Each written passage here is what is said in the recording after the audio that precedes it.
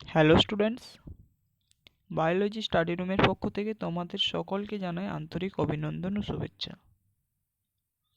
ভবিষ্যতের পথে তোমরা এগিয়ে চলো। তোমরা খুব মনোযোগ সহকারে তোমাদের প্রতিটি সাবজেক্টকে শিখে নিও। আজ আমরা বায়োলজি স্টাডি রুম তোমাদের জন্য নিয়ে এসেছে ক্লাস 9-এর দ্বিতীয় পার্ট, ট্যাক্সোনমি। শুরু করা যাক। ট্যাক্সোনমি। এখানে ট্যাক্সোনমি দুটো শব্দ নিয়ে তৈরি হয়েছে। কি কি? একটা হচ্ছে ট্যাক্সিস। ট্যাক্সিস মানে কি? ট্যাক্সিস মানে অ্যারেঞ্জমেন্ট, অর্থাৎ বিন্যাস। আর নোমোস মানে কি? নোমোস মানে ল, মানে নিয়ম, অর্থাৎ বিন্যাসের নিয়ম, যাকে বলা হয় ট্যাক্সোনমি। অর্থাৎ the study of naming, describing and classifying organisms, including the rules, theories, principles and procedures. এটাই হলো ট্যাক্সোনমি। তাহলে যদি বলা হয় ট্যাক্সোনমির সংজ্ঞা কি, তখন তোমরা বলবে জীববিজ্ঞানের যে শাখায় জীবের শ্রেণীবিন্যাস,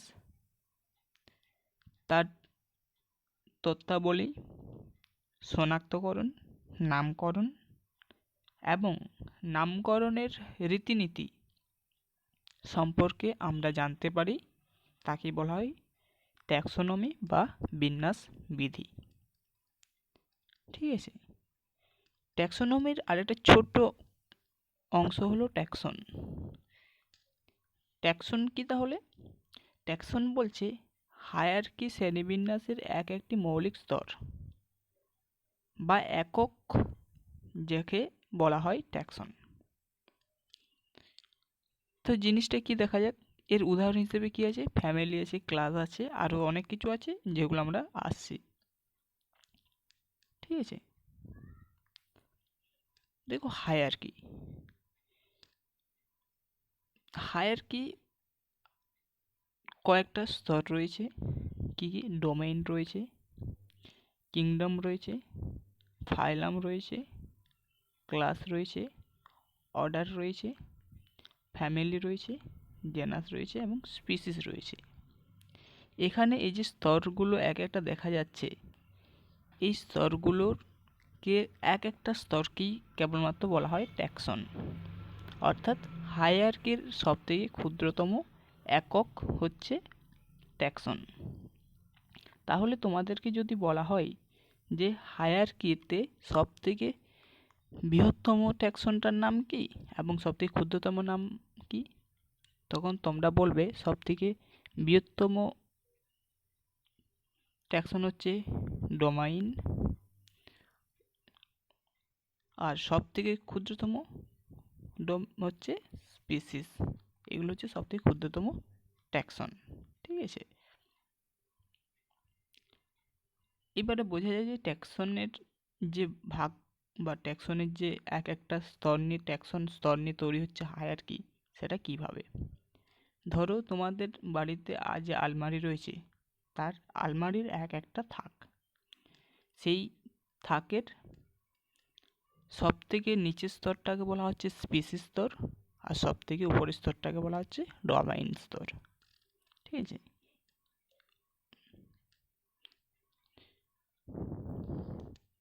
এবার আছে ট্যাক্সোনমির উপাদান।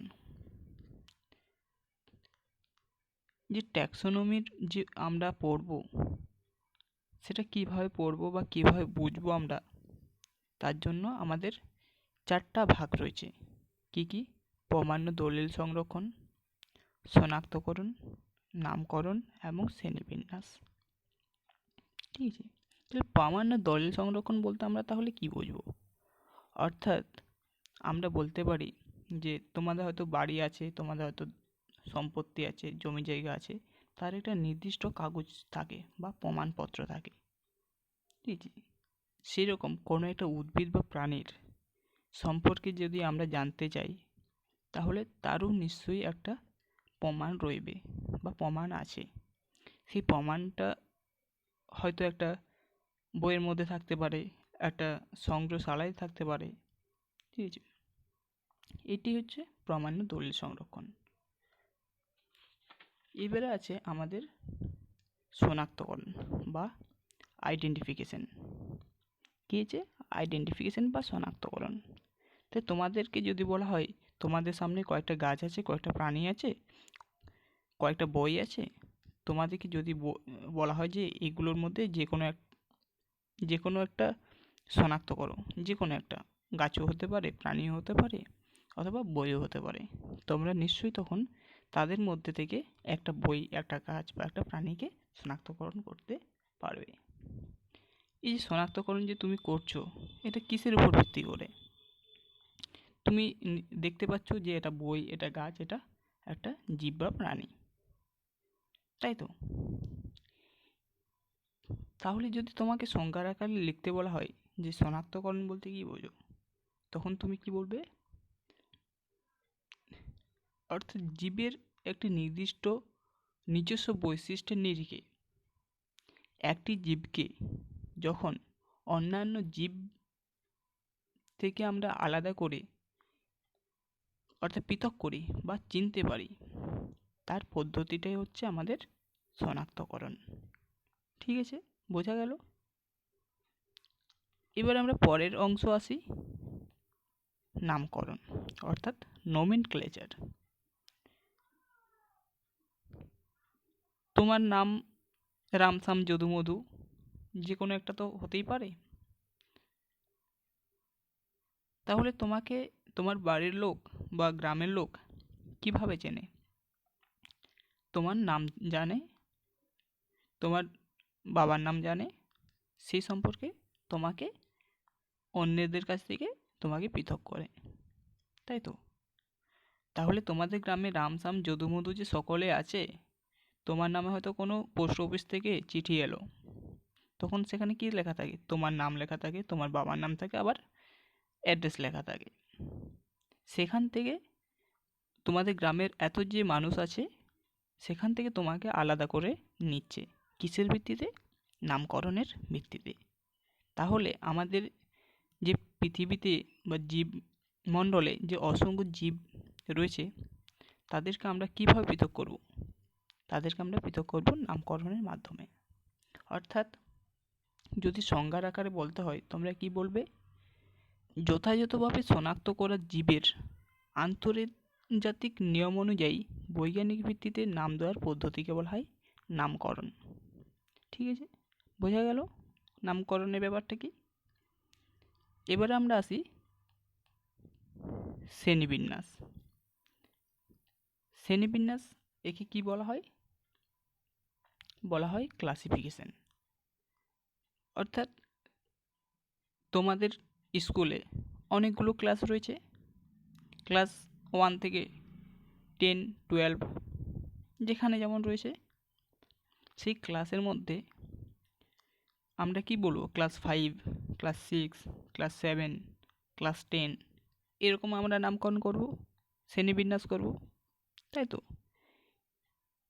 সেই রকম আমাদের আগের অংশে দেখলে তোমরা ট্যাক্সোনমির কয়েকটা স্তরকে, সেই স্তরে আমরা কাকে কোন শ্রেণীতে রাখবো সেটা আমরা এই অংশ থেকে জানতে পারবো।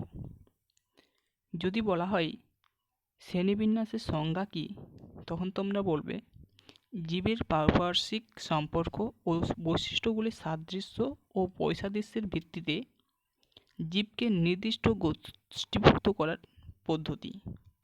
অর্থাৎ আমরা আরেকবার বলি, ক্লাস 5-এ যারা পড়ছে তাদেরকে আমরা ক্লাস 5-এই রাখবো, তাই তো? তাদেরকে কখনোই 7-এর ক্লাসে বা 10-এর ক্লাসে রাখবো না। তাদেরকে শ্রেণীবিন্যাস করা হবে ক্লাস 5-এর নাম অনুসরণ করেই। ঠিক আছে বন্ধুরা, স্টুডেন্টরা? এবারে দেখো ট্যাক্সোনমির ফাদার কে, অর্থাৎ এই যে ট্যাক্সোনমি যিনি নামকরণটা দিয়েছিলেন তার নাম কি আছে, ঠিক আছে। ওনার নাম হলেন বিজ্ঞানী লিনিয়াস। কি বিজ্ঞানী লিনিয়াস, ওনাকে কি বলা হয়? Father of taxonomy. এটা শর্ট কোশ্চেন দিতেই পারে যে ফাদার অফ ট্যাক্সোনমি কাকে বলা হয়, তখন তোমরা উত্তর করবে বিজ্ঞানী কেরুলাস লিনিয়াস। তার কয়েকটা বইয়ের আমি নাম এখানে দিয়ে রেখেছি এবং তার কয়েকটা ছবিও আমরা দিয়ে রেখেছি, তোমরা দেখতে পাচ্ছ। কী নাম?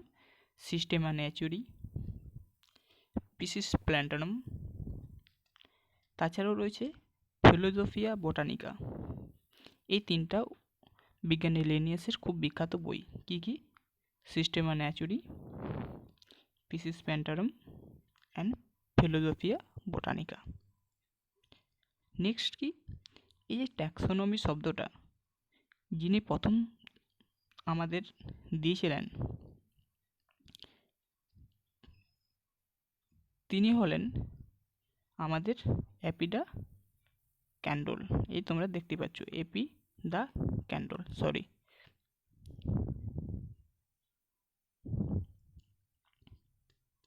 তাহলে যে ট্যাক্সোনমির ধারণা প্রথম কিনে দিয়েছিলেন আমাদের এপিডা ক্যান্ডল, ঠিক আছে।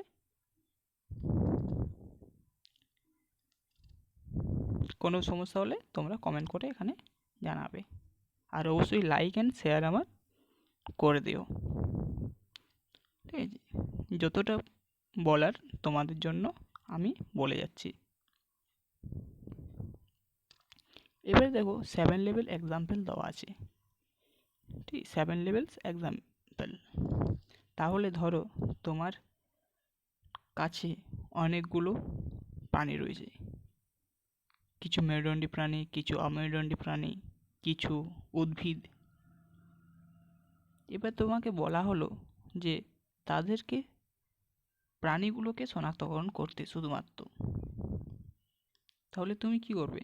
ওখানে যে উদ্ভিদ, মেরুদণ্ডী প্রাণী এবং অমেরুদণ্ডী প্রাণী রয়েছে তাদের মধ্য থেকে তুমি মেরুদণ্ডী প্রাণী এবং অমেরুদণ্ডী প্রাণীদের বেছে নেবে, তাই তো?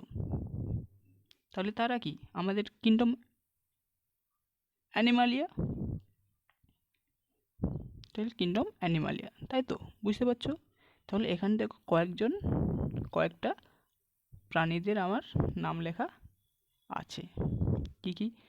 গ্রিজেলি bear, black bear, giant panda, red fox, আরবাস squirrel, coral snake and sister. তাহলে এখানে আমাদের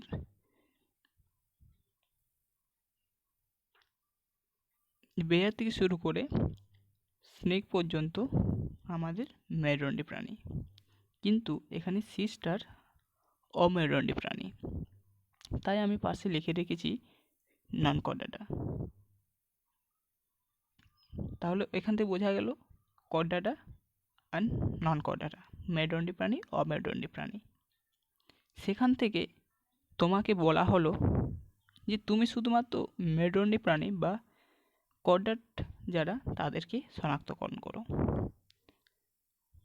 তুমি তখন কি করলে? যেখানে যেখানে কর্ডেটস রয়েছে তাদেরকে তুমি কর্ডাটার যে ফাইলাম সেখানে তুমি তাদেরকে রাখছো। এটা কর্ডেট ফাইলাম, ঠিক আছে। এখানে তুমি কাকে কাকে রাখছো? গ্রিজলি বিয়ার থেকে শুরু করে এখানে তুমি রাখছো স্নেক পর্যন্ত, তাই তো? কিন্তু এখানে যে তোমার সিস্টার ছিল, এই সিস্টার ছিল, তুমি সেখানে কিন্তু এই অংশে কর্ডাটার জায়গায় তুমি রাখতে পারছো না। কেন? সেটা হচ্ছে সে অমেরুদণ্ডী। তাহলে কর্ডেট নন কর্ডেটকে আমরা এখান থেকে পৃথক করে নিলাম, ঠিক আছে। এরপরে আসা যাক, তোমাকে বলা হলো এখানে যারা যারা কর্ডেট আছে তাদেরকে ম্যামেলিয়া অর্থাৎ স্তন্যপ্রায়ী প্রাণীদেরকে ভাগ করো। তুমি তখন কি করবে? যারা যারা ম্যামেলিয়া তাদেরকে তুমি ওই কর্ডেট থেকে পৃথক করবে। তারা কেরা আছে? গ্রিজলি বিয়ার থেকে শুরু করে তুমি এখানে আলবার্ট স্কুইরেল পর্যন্ত পৃথক করে নিলে। তুমি কাকে বাদ দিয়ে দিলে?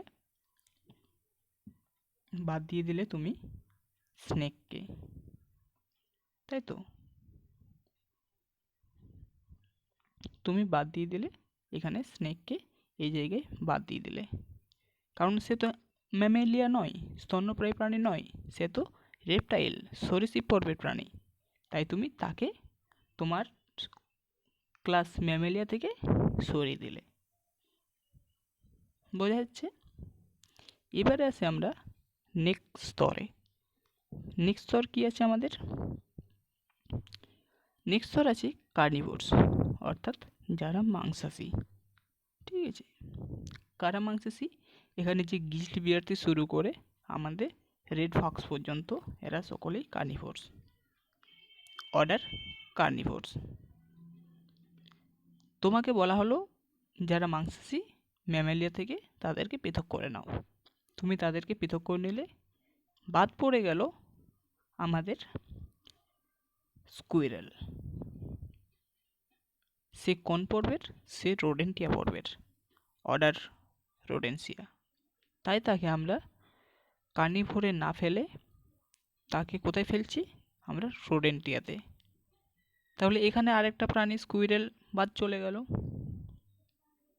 তাহলে আমরা একটার পর একটা স্তর ট্যাক্সন অতিক্রম করছি, একটার পর একটা প্রাণীকে আমরা সেই জায়গা থেকে, সেই স্তর থেকে আলাদা করে নিচ্ছি। এর পরের স্তরে কি আছে? এর পরের স্তরে আছে ফ্যামিলি আর্সিডাই। ঠিক আছে, এখানে দেখো আমাদের গ্রিজলি বিয়ার থেকে জায়ান্ট পান্ডা পর্যন্ত তুমি তাদেরকে পৃথক করে নিলে, কিন্তু এখানে যে রেড ফক্সটা ছিল কার্নিভোরস অর্ডারে, তাকে কিন্তু তুমি ফ্যামিলিতে আর নিতে পারলে না। কেন? কারণ সে এই পর্বের তো নয়, এই ফ্যামিলির তো নয়। সে কোন ফ্যামিলির? সে হচ্ছে ক্যানিডি ফ্যামিলির, ক্যানিডি ফ্যামিলির। তাই রেড ফক্সকে আমরা ক্যান্ডি পর্বে রাখবো, অর্ডারে রাখবো, কিন্তু কখনোই আমরা ফ্যামিলি ইউসিডিতে রাখতে পারবো না। তাহলে বন্ধুরা, তোমরা নিশ্চয়ই দেখতে পাচ্ছ কিভাবে আমরা অসংখ্য জীবের মধ্য থেকে একটি মাত্র জীবকে শনাক্তকরণ করতে পারি। এবার নেক্সট স্তর, নেক্সট লেয়ার কি আছে? আমাদের আছে জেনাস। জেনাস কি? ইউরাস। ঠিক আছে,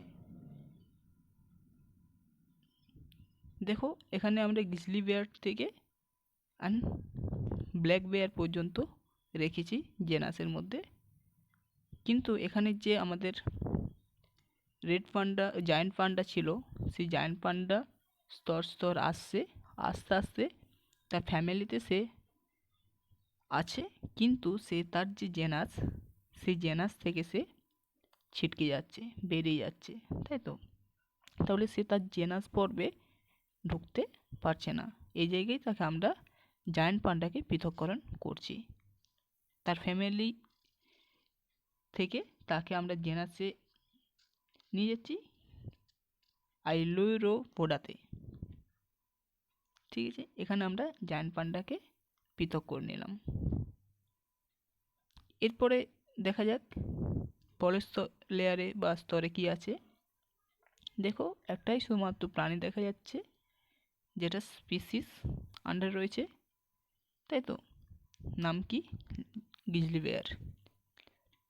এই গ্রিজলি বেয়ার আমাদের স্পিসিসে একমাত্র প্রাণী হিসেবে অবস্থান করছে। তাহলে এতগুলো যে প্রাণী রয়েছে আমাদের কিংডম অ্যানিমালিয়াতে, সেই কিংডম থেকে আমরা একটি মাত্র প্রাণীকে পৃথকীকরণ করছি। ঠিক আছে, তাহলে এখানে যে আমাদের ব্ল্যাক বেয়ার ছিল, সেই ব্ল্যাক বেয়ারকে আমরা জেনাস থেকে স্পিসিসে নিয়ে যেতে পারছি না, কারণ সে ইউরাস আর্কটস যে স্পিসিস, সেই স্পিসিসে পড়ছে না। সে কি স্পিসিসে পড়ছে? ইউরাস আমেরিকানাস যে জেনাস, সেই জেনাসে পড়ছে। তাই তাকে আমরা এই জেনাসে নিয়ে এলাম, কিন্তু তাকে গ্রিজলি বেয়ার তার আন্ডারে স্পিসিসে নিয়ে আসতে পারলাম না। তাহলে স্টুডেন্টরা তোমরা দেখতে পাচ্ছ কিভাবে প্রতিটি প্রাণী থেকে তাদের যে কিংডম অ্যানিমালিয়া রয়েছে সেই অ্যানিমালিয়াকে তাদের থেকে একটা নির্দিষ্ট প্রাণীকে আমরা কি করছি, ভাগ করে নিচ্ছি। সেম একই ক্ষেত্রে কিংডম প্ল্যান্টের ক্ষেত্রেও হয়। ঠিক আছে, বোঝা গেল? নেক্সট স্লাইড কি আছে?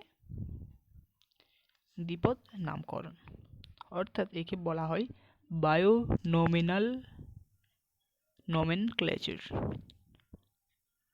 দ্বিপদ অর্থাৎ দুটো পদ থাকবে, সেই দুটো পদের কি হবে, একটা জেনাস থাকবে, একটা স্পিসিস থাকবে, সেই নামকরণকে বলা হবে দ্বিপদ নামকরণ। অনেক ক্ষেত্রে আবার ত্রিপদ নামকরণও করা হয়ে থাকে, যেখানে তিনটা পদ থাকবে। কি কি? Genus, species and subspecies. ঠিক আছে, তাহলে দ্বিপদ নামকরণের সংজ্ঞা কি? আন্তর্জাতিক নিয়মাবলী অনুসরণ করে প্রথমে গণ অর্থাৎ জেনাস এবং পরে প্রজাতিকে যুক্ত করে অর্থাৎ স্পিসিস যে জীবের নামকরণ করা হয় উদ্ভিদ বা প্রাণীর, সেটাই হচ্ছে দ্বিপদ নামকরণ। এখানে তোমাদের জন্য একটা উদাহরণ দেওয়া আছে। কি? Mangifera indica. এটা কি? আম গাছের বিজ্ঞানসম্মত নাম। আম গাছের বিজ্ঞানসম্মত নাম ম্যাঙ্গিফেরা ইন্ডিকা। এখানে যে ম্যাঙ্গিফেরা দেখা যাচ্ছে, সেই ম্যাঙ্গিফেরা হচ্ছে আম গাছটার জেনাস, আর যে ইন্ডিকা দেখা যাচ্ছে সেটা হচ্ছে আম গাছটার স্পিসিস। তাহলে এখানে তোমাদের বলা আছে প্রথমে গণ অর্থাৎ জেনাস এবং পরে দ্বিতীয় পার্টে কি থাকবে, স্পিসিস, যেখানে ইন্ডিকা রয়েছে। এটাই হচ্ছে আমাদের দ্বিপদ নামকরণ। অর্থাৎ যদি সংজ্ঞা লিখতে বলে, তোমরা কি লিখবে? আন্তর্জাতিক নিয়মাবলী অনুসরণ করে প্রথমে গণ এবং পরে প্রজাতিকে যুক্ত করে জীবের যে নামকরণ করা হয় তাকে বলা হয় দ্বিপদ নামকরণ। এই গণ এবং প্রজাতি খুব খুব ইম্পর্টেন্ট, এই দুটো আমাদের দিতেই হবে। ম্যাঙ্গিফেরা ইন্ডিকা একটা স্পিসিস, আর একটা হচ্ছে একটা জেনাস, আর একটা হচ্ছে স্পিসিস। ঠিক আছে, এবার হচ্ছে দ্বিপদ নামকরণের নিয়মাবলী রয়েছে, দ্বিপদ নামকরণের গুরুত্ব রয়েছে। তোমরা তো আগের স্লাইডে দেখলেই কিভাবে আমরা একটা প্রাণীকে অনেকগুলো প্রাণী থেকে পৃথক করব। তাহলে দ্বিপদ নামকরণের গুরুত্ব সেম হতে হবে। এবার যে দ্বিপদ নামকরণের নিয়মাবলী রয়েছে সেগুলো কয়েকটা জানা দরকার। ঠিক আছে, কেমন?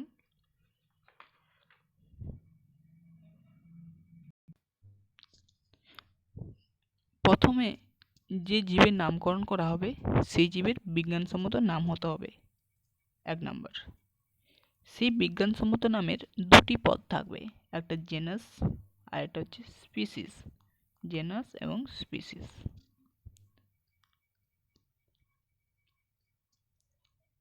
এক্ষেত্রে নামকরণ করার সময় জেনাসের নিচে আন্ডারলাইন এবং স্পিসিসের নিচে আন্ডারলাইন করা আবশ্যিক। জেনাসের প্রথম লেটার হবে ক্যাপিটাল, স্পিসিসের প্রথম লেটার হবে স্মল। এটা মনে রাখো। আর কি? এখানে অগ্রাধিকার নিয়ম প্রযোজ্য, অর্থাৎ ধরো তুমি কোনো একটা জীবের নাম দিয়েছো প্রথমে, পরে আমি ওই একই প্রাণীর নামকরণ করেছি, তখন কিন্তু আমার নামটা প্রযোজ্য হবে না, তোমার নামটাই প্রযোজ্য হবে। এটা হচ্ছে অগ্রাধিকার আইন বা ল অফ প্রায়োরিটি। এগুলো তোমাদের খুব ডিটেলসে জানার কোনো প্রয়োজন নেই, কারণ এগুলো তোমাদের জন্য খুব একটা আসে না। ঠিক আছে, আর দ্বিতীয় দুটো আমি শর্ট কোশ্চেন দিয়ে রেখেছি যেগুলো তোমাদের দিতে পারে। কি কি? ICBN আর একটা ICZN। ICBN কি? International code of botanical nomenclature, যেখান থেকে কেবলমাত্র উদ্ভিদের নামকরণ করা হয়। আর এটা কি? ICZN, international code of zoological nomenclature, যেখান থেকে প্রাণীদের নামকরণ করা হয়। এই দুটো মনে রাখো। ঠিক আছে, এবারে আছে খুব ইম্পর্টেন্ট এবং খুব ভালো একটা টপিক, 5 কিংডম ক্লাসিফিকেশন। বিজ্ঞানী হোয়াইটেকার প্রথম এই 5 কিংডম ক্লাসিফিকেশনকে করেছিলেন। তিনি কি কি দিয়েছিলেন? তিনি বলেছিলেন মনেরা থাকবে, প্রোটিস্টা থাকবে, প্ল্যান্টি থাকবে, ফাঙ্গি থাকবে এবং অ্যানিমালিয়া থাকবে। বিজ্ঞানী হুইটেকার যখন এই 5 কিংডম ক্লাসিফিকেশনটা করেছিলেন, তখন তিনি এক্ষেত্রে ভাইরাস এবং লাইকেনের কোনো স্থান দিতে পারেননি। এখানে তোমাদের জন্য একটা ছক দেওয়া আছে। যে 5 কিংডম ক্লাসিফিকেশন দেখলাম আমরা, সেই 5 কিংডম ক্লাসিফিকেশনের কয়েকটা বৈশিষ্ট্য দেওয়া আছে। এগুলো তাদের প্রত্যেকটার বৈশিষ্ট্য দেওয়া আছে। Monera, protista, fungi, plantae and animalia. এদের প্রত্যেকটার আমরা বৈশিষ্ট্য 3 থেকে 4টা তোমাদের জেনে রাখলেই হবে। যেমন কি মনেরার কোষ কি? প্রোক্যারিওটিক, অর্থাৎ এদের মধ্যে সুগঠিত নিউক্লিয়াস থাকে না, অর্থাৎ নিউক্লিয়াস অনুপস্থিত। প্রোটিস্টাদের ক্ষেত্রে কি? এরা হচ্ছে ইউক্যারিওটিক, অর্থাৎ এদের মধ্যে আদর্শ নিউক্লিয়াস উপস্থিত। ফাঙ্গি কি বা ছত্রাককারা? এরাও ইউক্যারিওটিক কোষ, যাদের ক্ষেত্রেও নিউক্লিয়াস খুব ভালোভাবে উপস্থিত রয়েছে। প্ল্যান্টি কি অর্থাৎ উদ্ভিদ কি? এরাও ইউক্যারিওটিক বা আদর্শ কোষ, এখানেও রয়েছে আমাদের সুস্পষ্ট নিউক্লিয়াস। অ্যানিমেলিয়া বা প্রাণী কি? এরাও ইউক্যারিওটিক বা আদর্শ কোষ, এক্ষেত্রেও নিউক্লিয়াস সুস্পষ্ট রূপে অবস্থান করে। আমরা নিউক্লিয়াসের উপর ভিত্তি করেই প্রোক্যারিওটিক, ইউক্যারিওটিক, মেসোক্যারিওটিক এই 3 রকমের কোষের প্রকারভেদ করে থাকি। এরপর আরও বৈশিষ্ট্য রয়েছে, সেগুলো তোমরা একটু পড়ে নিও। কোষ প্রাচীর ও তার উপাদান রয়েছে, প্লাস্টিড রয়েছে, দেহ গঠন সংগঠন রয়েছে, গমন রয়েছে, পুষ্টি রয়েছে, জনন রয়েছে এবং স্নায়ুতন্ত্র রয়েছে। ঠিক আছে, এই ছকটা একটু তোমরা পড়ে নিও। 4 থেকে 5টা বৈশিষ্ট্য তোমরা এখান থেকে মুখস্থ করবে, যে কোনো একটার বৈশিষ্ট্য তোমাদের দিতেই পারে। ঠিক আছে, নেক্সট। ওটাই এখানে ইংরেজি ফর্মে করা আছে। ঠিক আছে, 5 কিংডম ক্লাসিফিকেশন বিজ্ঞানী হুইটেকার দিয়েছিলেন। কি কি দিয়েছিলেন? মনেরাকে প্রথম, প্রোটিস্টাকে, ফাঙ্গিকে, প্ল্যান্টিকে অ্যান্ড অ্যানিমালিয়াকে তিনি স্থান দিয়েছিলেন। কিন্তু এখানে একটা প্রশ্ন, তিনি ভাইরাস এবং লাইকেনকে 5 কিংডম শ্রেণীবিন্যাসে কোনো স্থান দিতে পারেননি। ঠিক আছে, থ্যাংক ইউ বন্ধুরা, আজ এই পর্যন্তই। তোমরা খুব মনোযোগ সহকারে পড়াশোনা করতে থাকো, আর নিত্য নতুন ভিডিও পাওয়ার জন্য আমাদের channel BSR biology study room subscribe করো, লাইক করো অ্যান্ড শেয়ার করো। থ্যাংক ইউ বন্ধুরা। নেক্সট টপিক খুব তাড়াতাড়ি আমরা রিলিজ করব। সেখানে তোমাদের জন্য থাকবে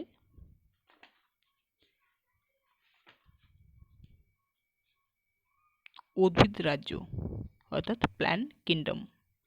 তারপরে থাকবে তোমাদের প্রাণী রাজ্য অ্যানিম্যাল কিংডম। আমরা ক্লাস 9-এর জীব বৈচিত্র্যের যে প্রথম অধ্যায় সেটা 4টা ভাগে শেষ করব। ওকে, ভালো থেকো।